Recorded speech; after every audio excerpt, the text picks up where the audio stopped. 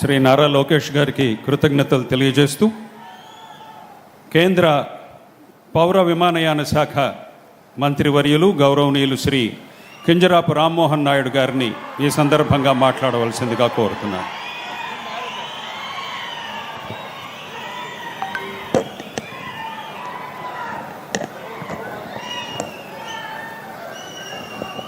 వేదికను అలంకరించిన పెద్దలు, దేశ రక్షణ శాఖ మంత్రివర్యులు, దేశంలోనే అరుదైనటువంటి రాజకీయ తత్వం అజాత శత్రువుగా ఉంటూ ఈరోజు రక్షణ దళాలకి ఎక్కడ లేని కాన్ఫిడెన్స్తో భారతదేశం తాలూకా రక్షణ దళాల వైపు చూడాలన్నా సరే వెన్నులో వణుకు పుట్టే విధంగా రక్షణ శాఖను ముందుకు నడిపిస్తున్నటువంటి పెద్దలు గౌరవనీయులు రాజ్నాథ్ సింగ్ గారు, అలాగే మనందరి నవ్యాంధ్రప్రదేశ్ నిర్మాత, ఆంధ్రప్రదేశ్ అంటే మొట్టమొదటగా గుర్తొచ్చేటటువంటి వ్యక్తి, సాధారణ వ్యక్తి నుంచి ప్రతి ఒక్కరికి అండగా నిలుస్తూ ఈరోజు ఆంధ్రప్రదేశ్ని ప్రపంచ పటంలో మరొకసారి నిలిపి తన శక్తి ఏంటో, తన విజన్ ఏంటో, తన చరిత్ర ఏంటో నిరూపించుకున్నటువంటి ముఖ్యమంత్రి వర్యులు నారా చంద్రబాబు నాయుడు గారికి, అలాగే యువగలం రథ సారథి ఈరోజు అందరితో పాటు దేశంలోనే పోటీ పడుతూ అత్యధిక పెట్టుబడులు మన రాష్ట్రానికి తీసుకొని రావాలని నిరంతరం కూడా కృషి చేస్తూ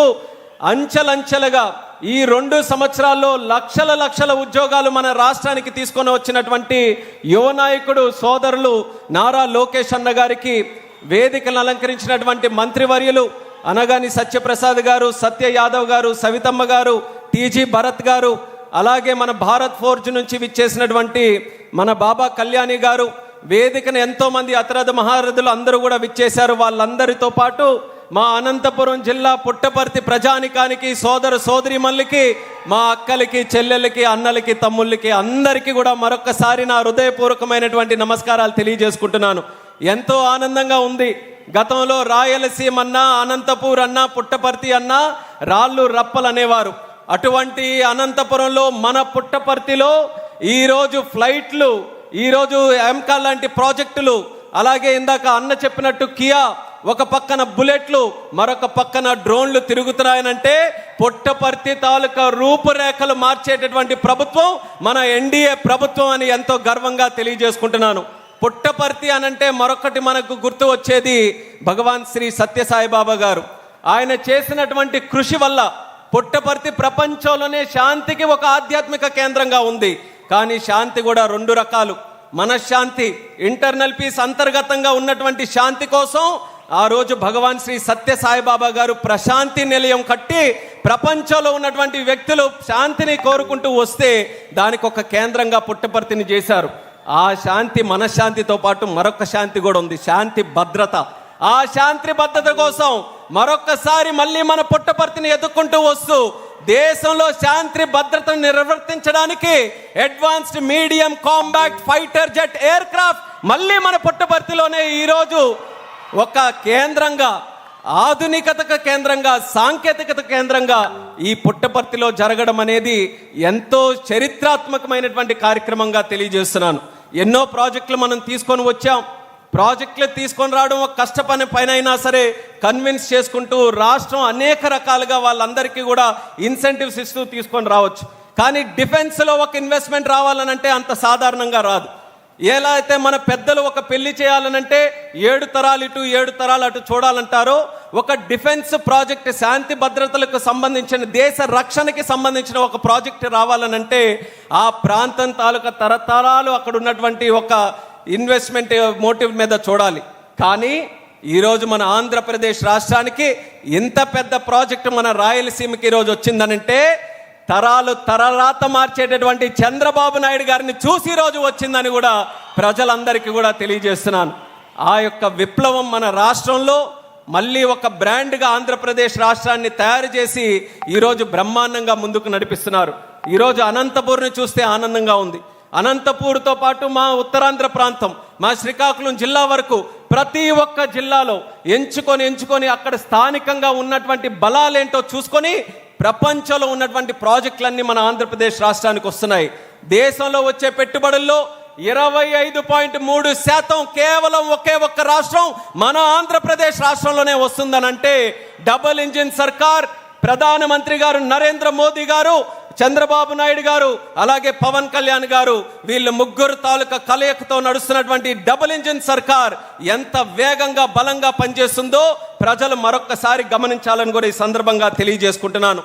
అలాగే ఈ ప్రాజెక్ట్కి ప్రత్యేక ఆశీర్వాదం రాజ్నాథ్ సింగ్ గారు కూడా అందించారు.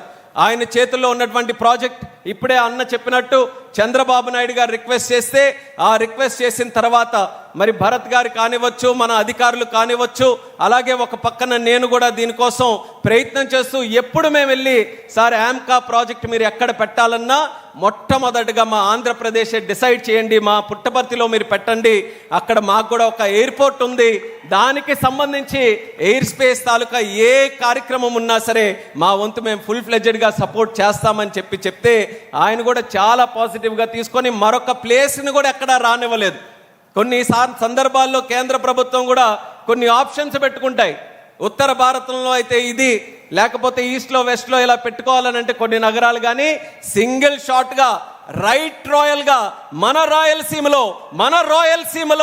ఈ సీమాంధ్ర ప్రాంతంలో ఇక్కడ తీసుకొని పెట్టారనంటే దానికి ప్రత్యేకంగా రాజ్నాథ్ సింగ్ గారికి కూడా మన ప్రాంత వాసుల తరపున, తెలుగువారు అందరి తరపున కూడా అభినందనలు తెలియజేసుకుంటున్నాను.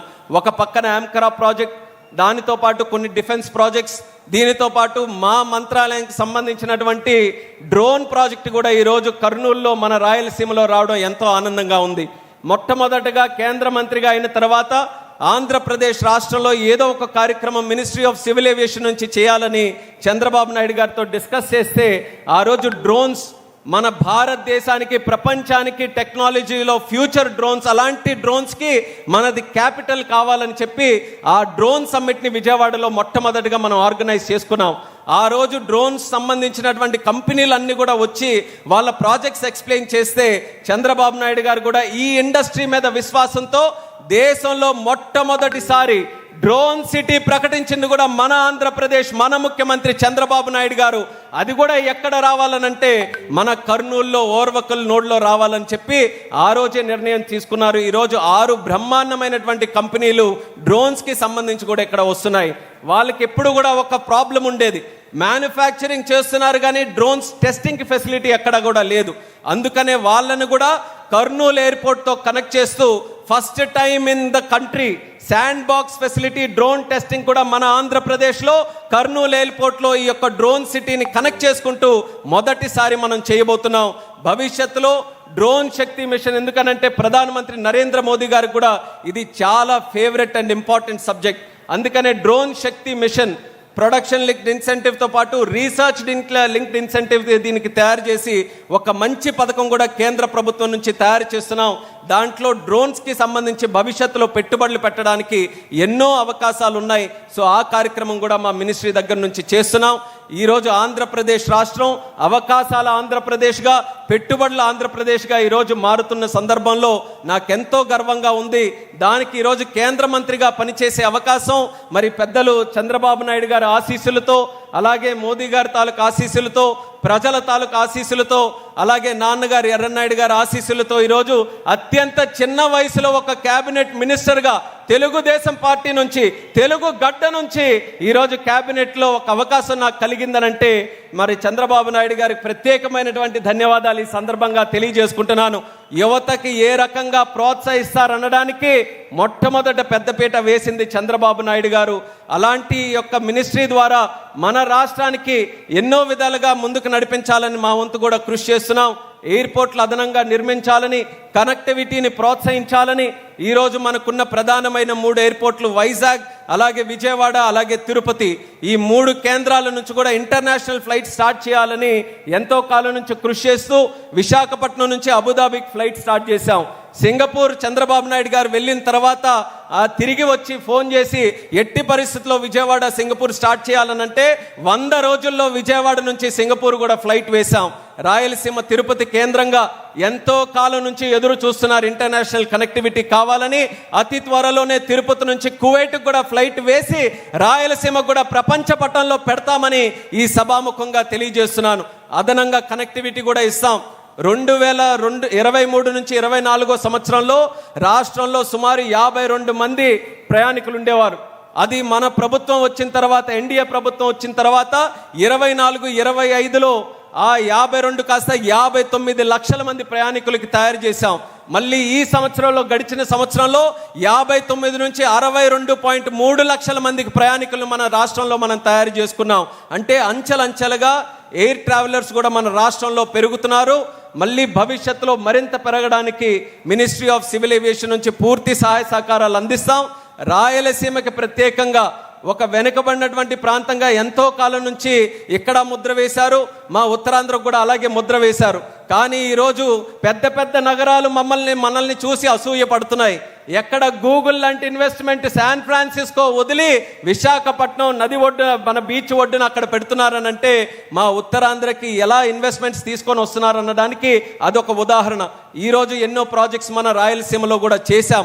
అంటే కంబైన్డ్ డెవలప్మెంట్ ఎంటైర్ స్టేట్లో, అక్కడ ఇచ్చాపురం నుంచి ఇక్కడ కుప్పం వరకు ఏ ప్రాంతాన్ని విడిచిపెట్టకుండా, ఏ జిల్లాని, ఏ వర్గాన్ని, ఏ విలేజ్ను కూడా విడిచిపెట్టకుండా సమగ్ర అభివృద్ధి, దేశంలో వికసిత్ భారత్, అలాగే మన దగ్గర స్వర్ణాంధ్రప్రదేశ్ 2047 కోసం అన్ని విధాలుగా ముందుకు నడిపిస్తున్నటువంటి ఎన్డీఏ ప్రభుత్వానికి మీ ఆశీర్వాదం ఎల్లప్పుడూ ఉండాలని మరొకసారి సందర్భంగా కోరుకుంటూ, आदरणीय रक्षा मंत्री राजनाथ सिंह जी को फिर से मैं प्रणाम करता हूं.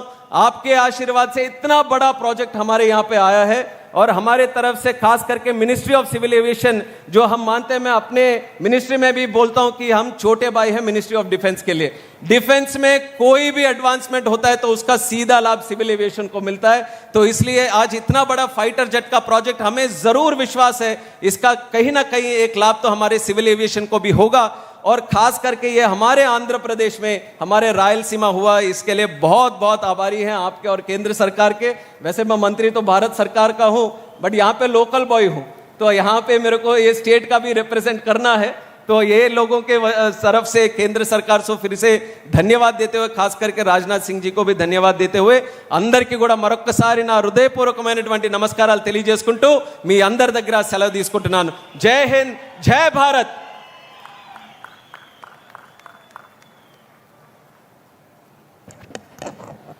శ్రీ రామ్మోహన్ నాయుడు గారికి కృతజ్ఞతలు తెలియజేసుకుంటూ, మనమంతా ఎదురు చూస్తున్నటువంటి మధుర క్షణం వస్తున్నది. అమరావతి నగర వ్యూహకర్త, స్వర్ణాంధ్రప్రదేశ్ రూపకర్త, దేశ రాజనీతికి సూత్రకర్త, ఆధునిక సాంకేతిక విజ్ఞాన రంగ నిర్మాణవేత్త, మన ప్రియతమ ముఖ్యమంత్రి గౌరవనీయులు